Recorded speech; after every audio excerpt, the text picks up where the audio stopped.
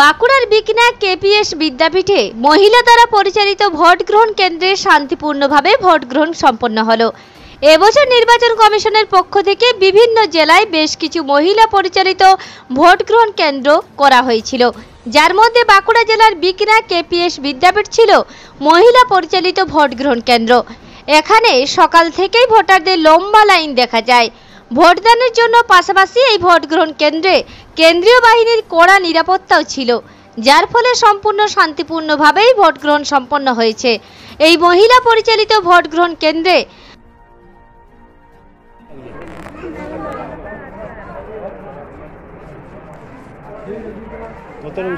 আনন্দ ঘটে প্রথমে একটু ভয় লাগছিল, কিরকমভাবে ভোট দিতে হয় জানি না। তারপর এখানে এসে অনেক দেখলাম, তারপর খুব ভালো। মনের দিক দিয়ে প্রথম ভোটার তো মনের দিকে কতটা উৎসাহিত? অনেক বেশি। ভোট দেওয়ার পরে কেমন লাগছে?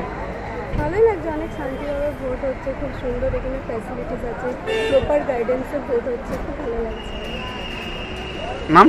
পল্লবী চট্টোপাধ্যায়। বাঁকুড়া থেকে মানিক কর্মকারের রিপোর্ট, রূপসী বাংলা মিডিয়া।